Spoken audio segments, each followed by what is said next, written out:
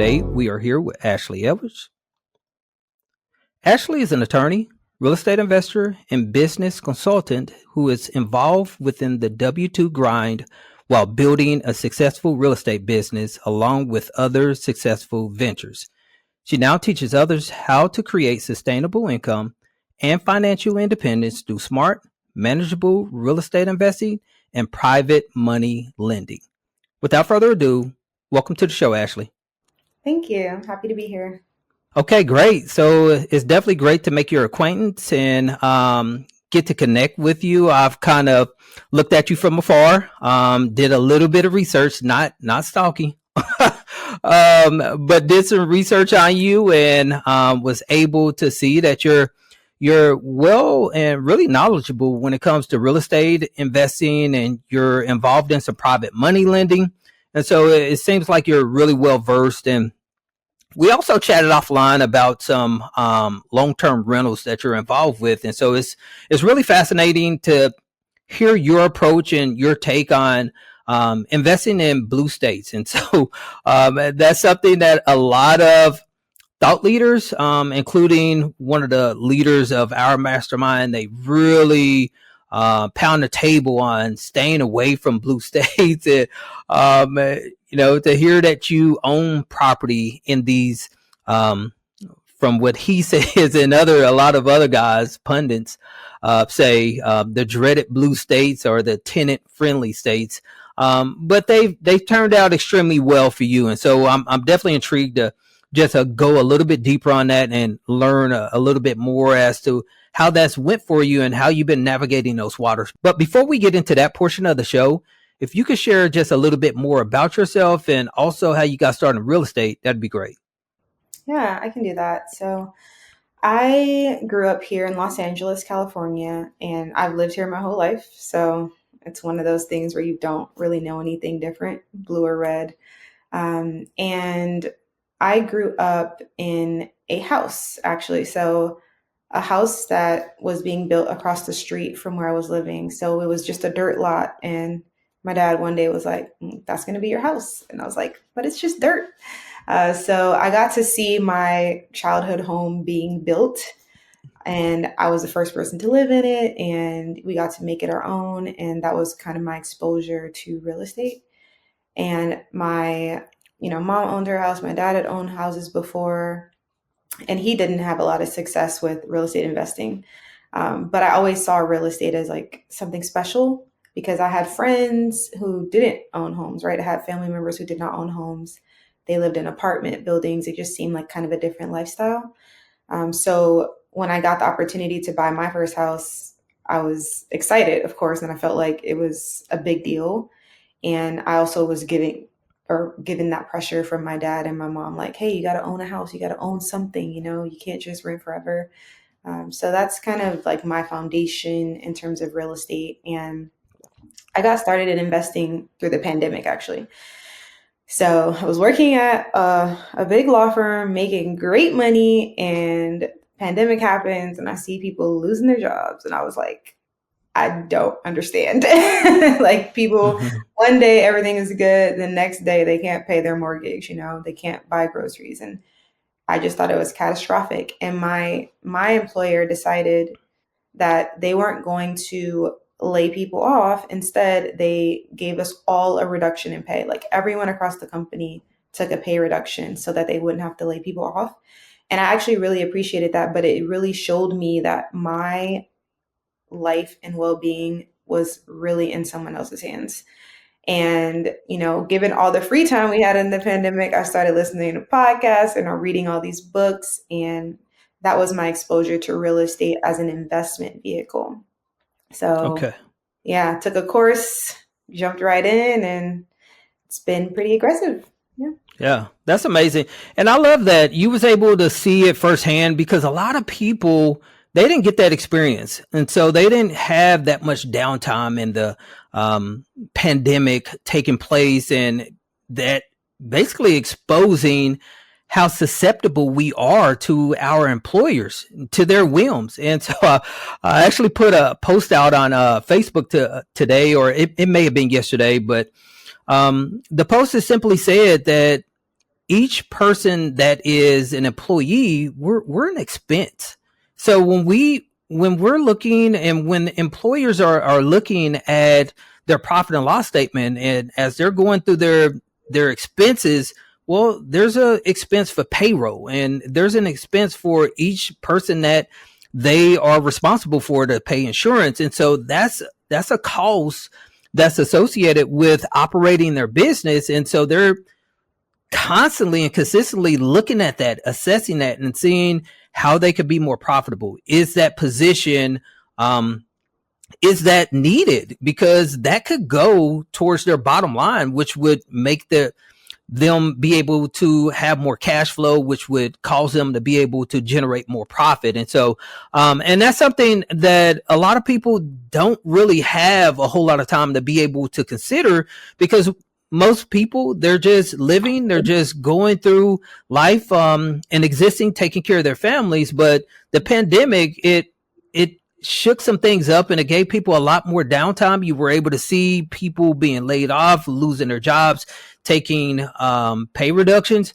And so the light was definitely shined on quite a few things, and job security definitely was tested. And to be honest with you, with the advent of AI, I think it's still something that we need to monitor, because there's some people that's they're going to be impacted due to AI. And I'm not saying it's going to be every job, but there's going to be some people that's going to be affected, and some jobs that's going to be disrupted. So I think you were extremely intelligent for beginning to look around, instead of just continuing to forge ahead and not prepare for some type of setback or job loss or pay reduction. So that's amazing. And so it sounds like you've got some real estate background, just being around your parents and seeing it up close and personal. Is there anything that you learned from your parents along the way that you could say that really somewhat helped you, whether it may have been something that you saw that you really want to make sure that you didn't do that they did, or something that they did that you really stacked that knowledge, so to speak? Yeah, so my parents were not real estate investors per se. My dad had tried investing, and I wasn't really exposed to that side of his life. But what I did pick up from them is how to save, okay? Like how to really save your money, like all kinds of strategies, from using cash only to like hiding cash away. So my mom has this thing where she will collect a certain type of bill. So we would play these games where we would collect as many $5 bills as we could and like stuff them into a 5-gallon water jug over a certain period of time. So if you ever got change at the store or something and you got a five, you couldn't spend it. You just had to keep it. Or if you finished reading a book, you had to tuck a $10 bill in there in the back of the book, like just weird things like that. And so that really taught me how to save money. But my parents were not really exposed to investing, and so they weren't able to expose me to that. It was kind of like, if you go to school, get a good education, meaning graduate from high school, and own a house, like you made it, like you got it, right? And if you go to college, that's a bonus. Like that's above and beyond, And so I picked up those things, but it wasn't until college and my first career as a teacher and beyond that I really started being exposed to some of these other concepts, like the stock market or real estate as an investment vehicle, and just all these other ways that people were not only saving money but growing their money. Yeah. Okay, that's great. Yeah, and that's amazing that you were able to take the savings part away from your parents, because a lot of times a lot of children aren't even exposed to that. Sometimes people are just, everything that comes in, it just goes out. And then on top of that, sometimes they're just spending way too much, even more than they have coming in. And so to be able to take away from your parents' hard work, saving, and just being prepared and preparing for the future is outstanding. And so let's bring things up to how you're working as an attorney, and you've built a portfolio. And so, how many properties do you own at this point? Right now, I own 8. I sold 2 Okay. this year. Okay, great. Yeah, I mean, and that's remarkable in itself. 8 properties while holding a job down as an attorney, and so that's an outstanding feat that you've been able to achieve. Um, if we can, let's share and shine the light on some of that. How were you able to accomplish that? Because there's a lot of individuals that listen to the show, and they listen to the show because I really try to go deep on how people are investing while working jobs and day jobs and operating businesses. And because it is somewhat of a skill set, it doesn't necessarily mean that you have to be super skilled at managing both, but it's always good to be able to hear how another person's doing things, and we can just add that tool to the old toolbox. So if you can just kind of share with us briefly, how did you go about getting started? And I know that you mentioned that you were reading and listening to podcasts, but how long did you study before you actually began to pull the trigger? And how do you operate your business while having a day job? Yeah, good question. So 2020 is when I started listening to a particular podcast called Secret to Success. And I was exposed to Jamal King, the 9 to 5 millionaire. And while I was listening to this podcast, he launched his course. And at that time, it was $500. And of course, I'm working at a big law firm. I have the money, but my mindset wasn't quite there yet. So it was uncomfortable for me to pay $500 for a course from someone that I didn't know, right? Even though I had been listening on a regular basis to this podcast and being poured into, like, I couldn't fathom paying the $500.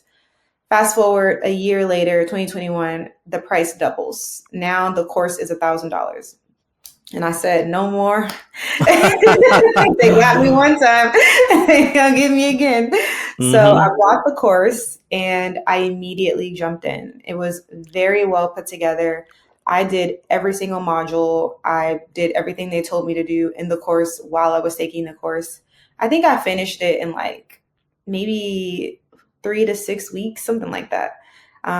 And while I was doing the course, I was like setting up the entity, and I ended up setting up a series LLC and, getting everything together, EIN, bank account, all the things while I was taking the course so that I could hit the ground running.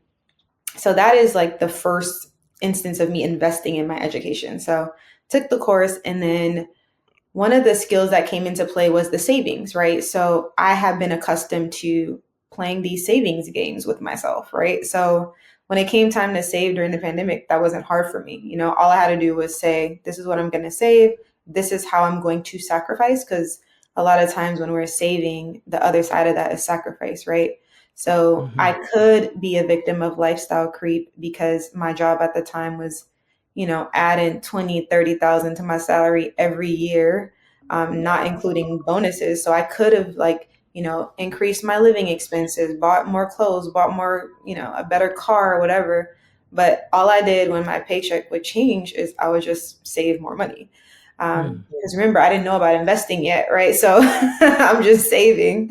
So by the time it was time to buy my first investment property, I had a good amount of cash. And so I ended up buying 3 in that first year in 2022. So I was looking in 2021, but I couldn't find anything. I had a real estate agent who was new and was telling me my budget was too high. She was very wrong. So fired her, got a new agent. And in 2022, my first purchase was a townhome in North Carolina. My second purchase was a 2 flat in Chicago. And my third purchase was a single family home for Airbnb in North Carolina. So that was like the start of my real estate career, sort of. I mean, I had done Airbnb back in 2016 while I was renting, but that's another story for another day. But so I was familiar with Airbnb. And so when I bought the house for that, I kind of already knew, what I wanted to do, how I wanted to differentiate and stuff. But that was how it started for me. And in terms of like how I manage my rentals and still invest in real estate while working, for me, a lot of it is compartmentalization. So I work to keep things separate in my brain, right? So if there's a designated time for something, I will spend that time doing that thing, right? I keep one calendar. I used to have a written calendar called the Passion Planner, but as life got more complex, I realized I could just use a digital calendar and put everything on one digital calendar. So I've always used my work calendar. Even though I have Google calendars and everything, I only use my work calendar, and every appointment that I have is on my work calendar. So I only have one thing to look at. And what I do is I will set time aside for the things I need to do. So if I'm looking at my work calendar, because remember, only I can see it, right? So I have work things during the work day, but after work, I have tons of other appointments, right? I have, call Columbia Gas to turn the gas on for unit 2 in this building. I have, tell this tenant that they need to charge the blah, blah, blah, do this. Like I use my calendar as a to-do list. And when it's time to do the thing, I only do that thing. Like I'm not multitasking and trying to do 10 things at once. Like it just doesn't work. I've tried it. It's not effective. And then the last thing I will say is I try to minimize distractions. So I am easily distracted. So I cannot have phone notifications on. Like my phone is pretty much on do not disturb all day. I do not have work computer notifications on while I'm working. So I don't see when an Outlook email pops up. I don't see when a Teams message pops up. I don't hear anything because in the past, those things have like really taken me away from what I was doing and created inefficiency. So even today, like I do not get text message notifications. I do not get phone call notifications. I just miss the call. I mean, and then I call them back. I don't get little email bubbles, like none of that. Like yeah, there's a time. Wow. I know. It's pretty strict. It That's works. great. I love it though. Yeah, it works because any little thing, like I feel like in the digital space these days, like we're so like squirrely, like I can go on my phone. There's been times I've gone on my phone and literally forgot why I opened my phone. Like that's crazy, so Hmm. it takes extra work to maintain a level of focus. And so I really try to stick to those principles, and it helps me just get things done faster and, within the time that I set aside to do it. Yeah, I love that. And so that's discipline. And that's what it takes for entrepreneurs. In order to get ahead, you have to compartmentalize, as you said earlier, and also be extremely self disciplined. Because if you're constantly chasing those shiny objects, you're not going to get a whole lot done. And so I definitely take my hat off to you for that. And so I haven't quite gotten to the point where my notifications are off all day long. And so I've got to ask that, is that even after work, or is that just during like your W-2 time that you've got the notifications off? So, I don't know if you have an iPhone, but there's these settings on an iPhone. They're called, I don't know what they're called, but there's a section in the iPhone where you can designate times of the day and label them the type of time Mm-hmm. it is. You can Mm-hmm. also make things automatic so that, when you start the workout on your watch, it automatically turns off other notifications because you're Mm. now in fitness mode. And then once you can have it so that once you exit that, now you're in reduce interruptions mode. Like there's all these different settings you can make. And so what I do is I have it set up so that if I'm on a workout, it's on fitness mode. And then as soon as it ends fitness mode, it goes into reduce interruptions mode if it's before 6 p.m., right? And then there's a window between 6 and 9 where I do sometimes have my notifications on.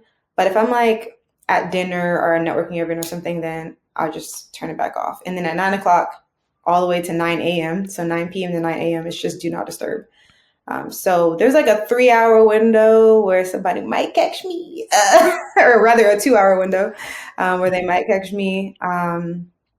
But outside of that, I mean, nothing's really that urgent. At Yeah. least I'm not 911. So if there's an emergency, like they should call 911. Yeah. Outside of that, it's like I will call you back. I'll text you back. I'll email you back. Like it Yep. doesn't need That's my true. attention right now. Yeah. So. I agree with you. I agree with you 100%. And that's, I also share that a lot, is the reason real estate works so well as a side business is because it things tend to move slower than, let's say, if you had some type of restaurant that you were trying to operate on the side or something. It's pretty demanding and it's pretty hands-on with so many other businesses. A real estate is slow going, and you can either have a property management company that's fielding the calls and you could just manage them. It just makes things so manageable when you're buying real estate, when you're operating real estate on the side. And so that's great. So I'm curious, do you do any work like on lunch break, or do you do any work before going to your W-2, or is it just solely after you get off? Yeah, I mean, there's not really any before for me. I work at 6 a.m., so nothing before that. And then my lunch break is technically at 9 a.m. So I just use that to make breakfast. Like I'm not really, I mean, I might look at something on my phone while I'm like waiting for my tofu to finish cooking or something, but I'm not gonna get a ton done. I might take a quick call, but if I'm making a call to, maybe like the IRS or some utility company, they're on lunch too, because they're not Mm-hmm. in California. So it doesn't really work. I typically have to wait till after 2 o'clock to do most of my work, unless we have this, at my job during the summer, we have what we call summer Fridays. So if it's like super slow and I don't have any meetings or anything pressing, I can just finish work early, and that would be for me at 10 a.m. Right? So I have literally the whole rest of my day, but outside of that, I just have to wait until 2 o'clock. Okay, sweet, sweet. Yeah, so what I take away from your success is that you're really focused and that you compartmentalize things very well. And there's a book called Deep Work, and it's all about making sure that you are locked in and that you eliminate as many distractions as possible so that you can create the best product that you could possibly create by not being distracted and or trying to do too many things all at one time. And so, yeah, I can easily see how you've been able to achieve a high level of success in which you have achieved already. And so we're going to switch gears. We're going to start looking at where you are today and exactly what it is that you're focused on. And so I know that you're doing some private money lending and you're still buying some property long-term holds. Just kind of shine a light on that. What attracted you to the private money lending niche of real estate, and just kind of give us some details on it. Yeah. So when I was working at the firm, the big law firm before my current job, I ended up transitioning and I had a 401k at that job. And when I left, I hadn't really thought about the 401k that much, but I heard on a podcast, actually, someone mentioned this thing called the self-directed IRA. And I Mm-hmm. was like, I don't know what that is or what they're talking about. And I didn't really look into it. And then a couple weeks later on a completely different podcast, I heard the same term. And I was like, okay, two times is crazy, So then I started looking it up and I found a whole podcast called the Directed IRA Podcast. And then I just started listening to all their episodes. And then in one of the episodes, they were like, yeah, we can set this up for you. And I said, say less. So I called them and I was like, hey, I have an old 401k. I was listening to your podcast. Like, you guys can set this up for me so I can do fix and flips. Because at that point, I hadn't done any fix and flips yet. And I was like, ooh, this could be great money to use for my first fix and flip. And they were like, absolutely. We have investors who do that all the time. So they set this up for me, and it was like a special package that I got because it was around the holidays. So the package included the rollover process. They set up the retirement trust. They set up an LLC within my retirement trust. They gave me an operating agreement, EIN number, and a business bank account. And I was like, this is a great deal. And then on top of it, it came with an hour consultation with an attorney. I was like, this is excellent. So I Mm-hmm. went to the hour consultation and I told the attorney what I wanted to do. It's like, I want to use this money and do fix and flips. And he was like, I think it's really admirable. You look really young, but can I give you some advice? And I was like, yeah. He's like, my billionaire clients are not using their self-directed IRAs for fix and flips. And I was like, your billionaire clients. Like, okay. Mm-hmm. Yeah. He's like, exactly. He's like, they're using it for private loans. And I was like, I Mm. don't know what that means. And he's like, well, I mean, you can go out there and you can sling the hammer and you can deal with the contractors and all that. Or you could just fund the project and sit back and wait to collect checks. And Mm. I was like, what? Like, what is this Wow. man talking about? And so I ended up paying him for an additional hour and he like explained this whole thing to me. And he was like, yeah, you can grow your money faster. You don't have to do as much work. It's way more passive. It's way less risky. And I was just like, what? So he helped me set everything up. And then I sent out a mass text message, told people that I knew who were like in real estate or business, like, hey, I started a lending company. Like, if you need funds, let me know. These are some of my, like, this is how much I can do. This is as long as I can do. And then I had people respond like some months later. I mean, people responded that day, like, oh my God, congratulations, blah, blah. But no one asked me for anything. It wasn't until months later that I started getting my first loan request. And I was like, oh my God. So that's how I started doing private money loans. And I just love it. It's great. Yeah. Okay. So on these private money loans, what are the returns on these? Just kind of share some details. Yeah, so whatever you can get within the usury limits. So each state has its own usury limits, which is like the max you can charge for a business purpose or consumer loan. So every state is different though. Like some states, first of all, you need a license to lend there. So I just stay away from those. Some states, they're like not super specific as to what their limit is. They just say something like, it can't be unconscionable. So it's like, is 20% unconscionable? Probably not. But is 50% unconscionable? It might be. I'm not sure. But yeah, so some of it is vague, but some states are very specific. They're like, you cannot do more than 28%, or you cannot do more than Wow. 18%, or whatever it is. Yeah.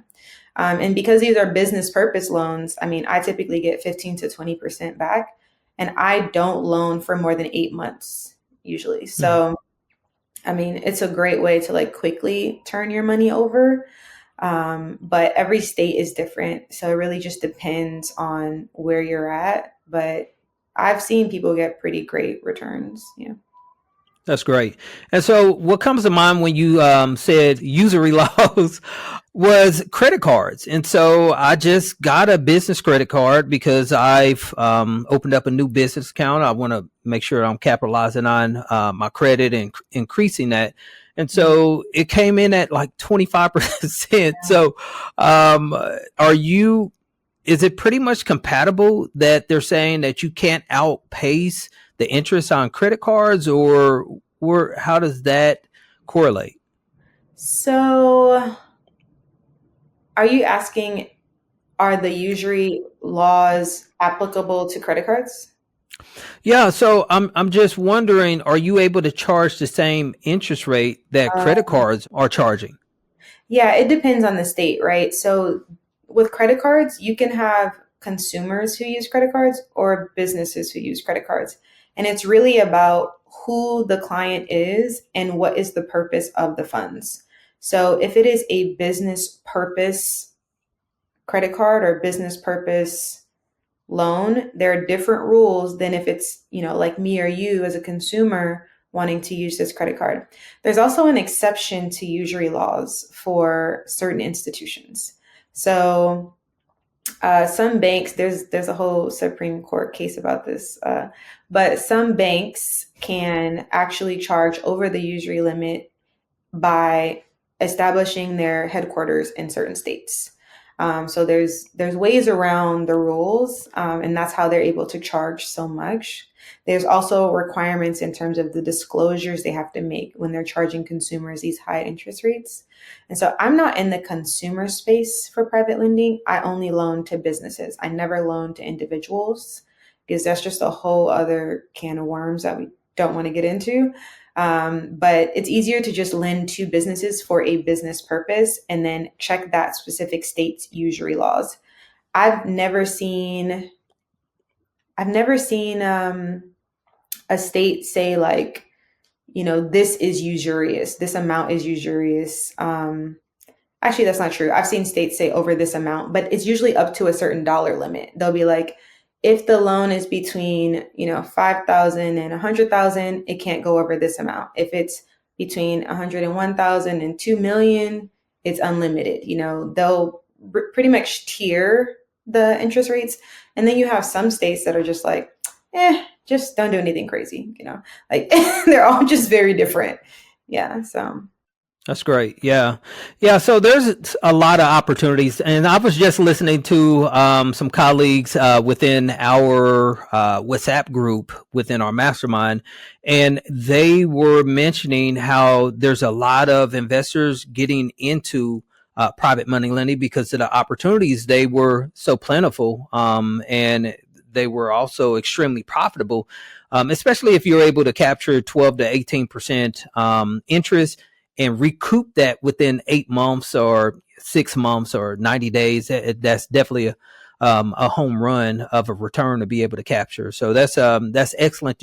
You've been able to take advantage and capitalize on that. So, and before we move too far into the show, if you could just share a little bit about your long-term rentals. And so, I know I was chatting with you offline about that, and you weren't aware of a lot of the issues that's been voiced towards me, and that are a lot of concerns towards a lot of investors that's been around for a bit about in relation to blue state. So what's your experience been like? And so you invest in California, you also invest in Illinois.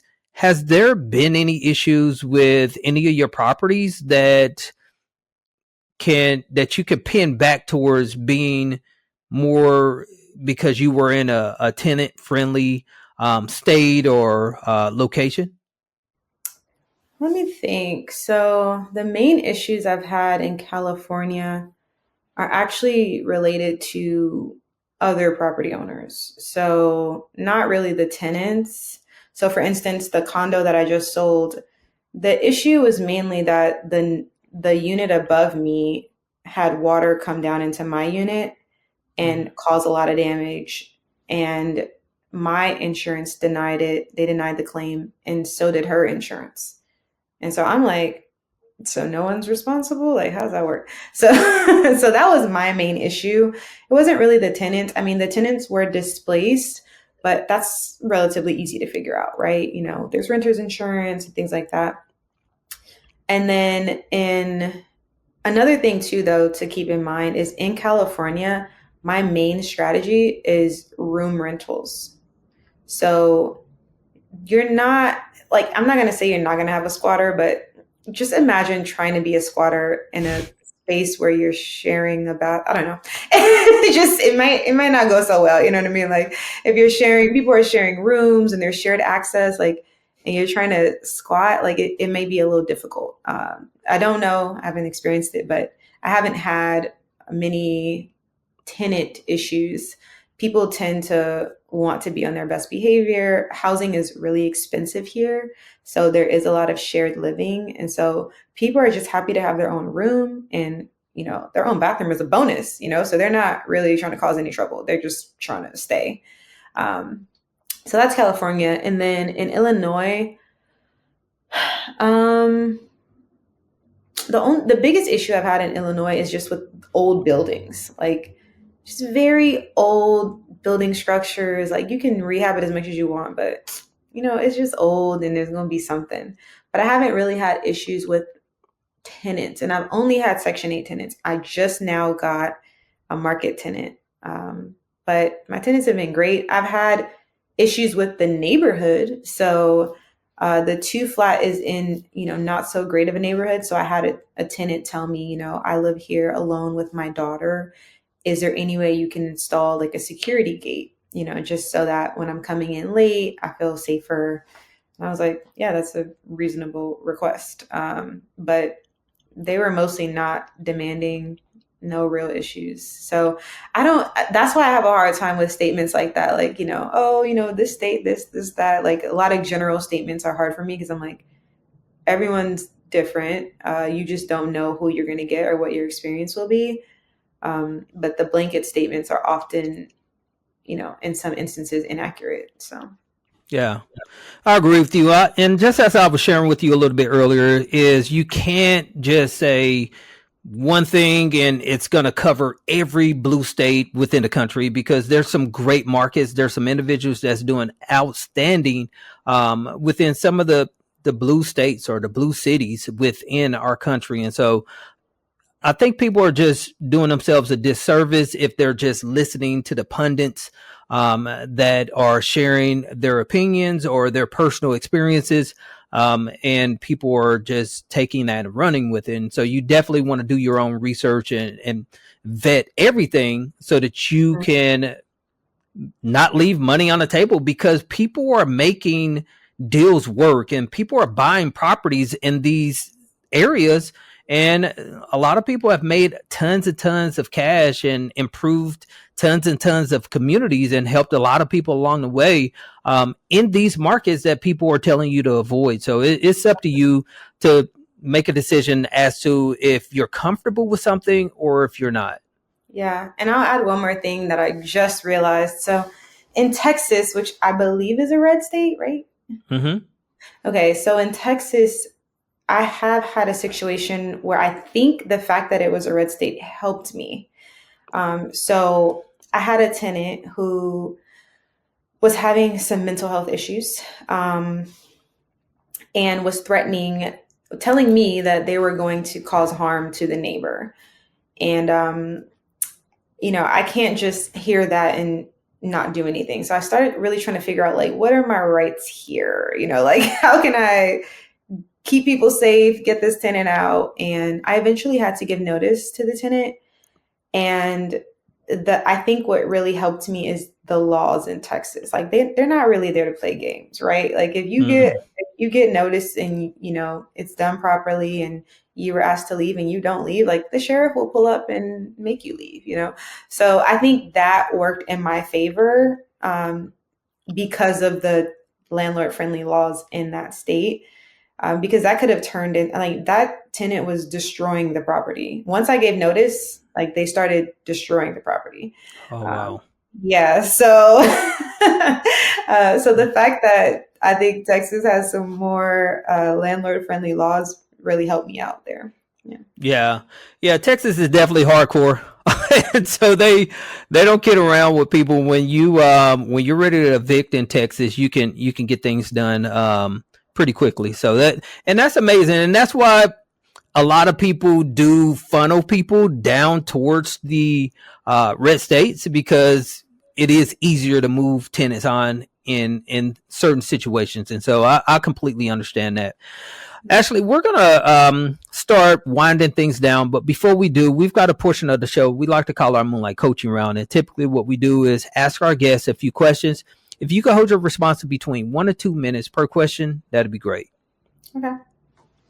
The first question I have for you is, what do you think every new real estate investor should know before investing in real estate? I think they should know why they're investing in real estate. I think where new people go wrong is they start to see everything and it looks all shiny and they can't pick a strategy. They can't pick a state because they don't actually know where they're trying to go. But I think if they just take the time and really think about, like, am I going for early retirement? Am I going for, am I trying to support an elderly parent? Am I just looking for big lump sums of cash? Like, what is my goal? I think that will really help eliminate a bunch of the other choices and make it easier to decide how to invest. Yeah. So if you start with the end in mind, that's definitely going to help you out. That way you're just not going to be hopping from one thing to the next. And I've seen it so many times. People, they try to do too many things and they just don't make a ton of progress. And so you definitely want to stay locked in on what it is that you're attempting to do and what your end strategy is. So great answer on that. Next question is, knowing what you know now, what kind of advice would you give a person attempting to get where you are within your real estate journey about balancing business and life? And so there's a lot of people that don't believe in work-life balance, and I'm completely okay with that. Everyone's opinion and everyone's take is just going to be a little bit different. But what's your opinion in regards to work-life balance? Yeah, that's interesting. When I think of balance, I think of things being equal. And what I will say is that that is not my experience. I will say that it's more like work life harmony. Like there may be times in my life where one thing is prioritized over another just because of where I am in that season. And I think that's okay. So, at certain parts of the year, I'm really much more focused on my job than I am on real estate. Or maybe when my job is kind of slow, I'm much more focused on real estate, meaning like what's taking up my mental capacity.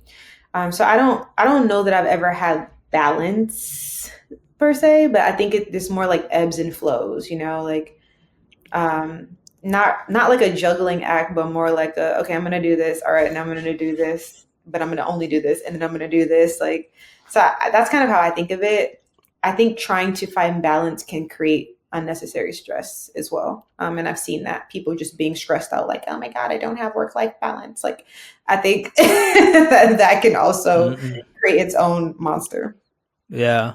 Yeah, it's a huge challenge. I mean, especially if you got a family, children, and even if you don't, you just got to come to a place where you're comfortable with where things are, because sometimes work is just going to be a little bit more demanding than your personal life and activities there. And so you just got to give the proper attention. I think that's a great answer that you gave.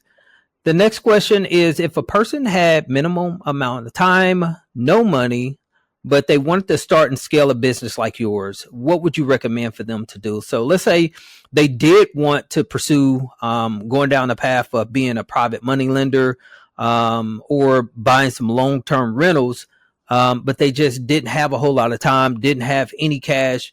What would be a great strategy for them? So no time and no cash is actually very difficult, I will say. It's usually they have no time, but they have a lot of money, or they have no money, but a lot of time. But if Mm-hmm. the person has no time and no money, I That's a honestly, challenge. yeah, I would say like they need to focus on creating more space, because you can get the money, but if you don't have time, like what are you going to be able to do? So I would focus on creating space in your life, or maybe readjusting some things. It may involve getting a different job. It may involve letting go of some commitments so that you have the space to learn what you need to know or connect with who you need to connect with to build more revenue, or to take advantage of opportunities. But if you don't have time and you don't have money, like something got to change before you go move forward. That's just my opinion. Yeah. So typically you can find time. And so at the bare minimum, okay, I can understand that a person may not have cash, but we can all carve out an extra hour, maybe get up an hour early to contribute towards your business, or maybe make a sacrifice for maybe some of your leisure time. There's a lot of people that spend tons and tons of time on like Facebook and social media. Maybe carve out an hour there to put towards your business. But yeah, there's usually a way to cut back on some time that you could contribute towards your business. So I think that's a great suggestion. One last question I have for you is, what would your recommendation be for a person to balance their KPIs? What if you could give some coaching advice in regards to financial or knowing a person's numbers in business, what would that be? What would you suggest a person do to make sure that they understood their business, understood their numbers within their business? What would your recommendation be? My recommendation would be to use AI.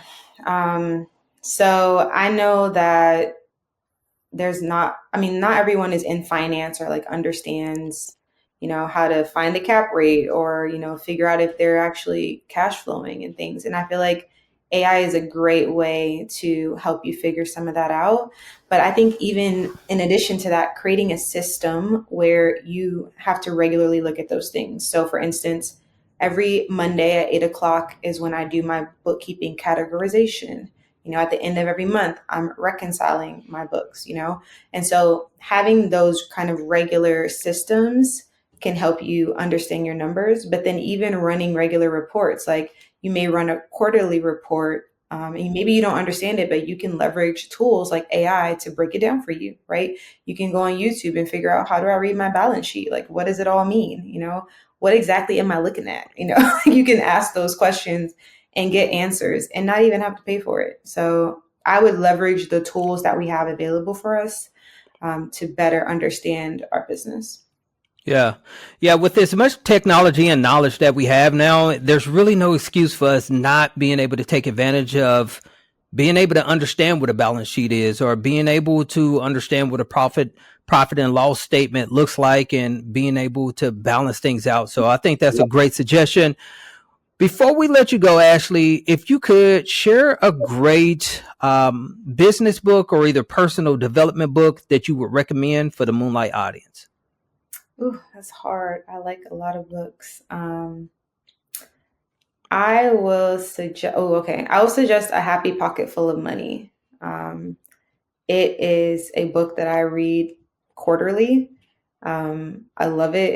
It's really a reprogramming book. It's meant to reprogram your mind, how you think about money and wealth and abundance, and it's very useful. And if you want something more practical, I would recommend Boss Moves by Myron Golden.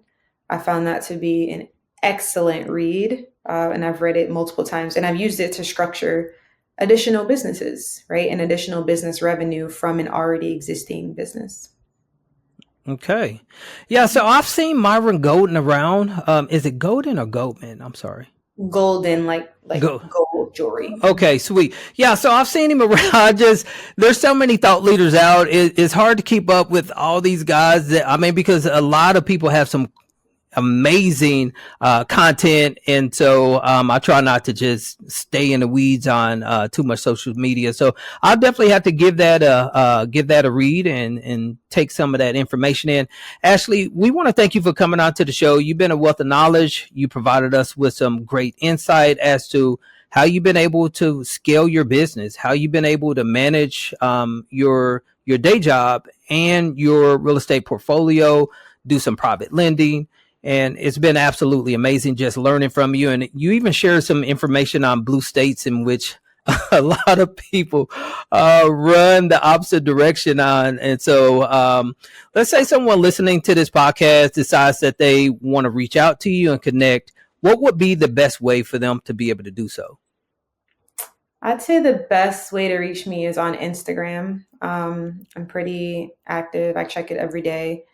They can find me at Elevate, ELEVATE, with WITH, Ashlee with 2 E's. So ASHLEE. Okay. Sounds great, Ashlee.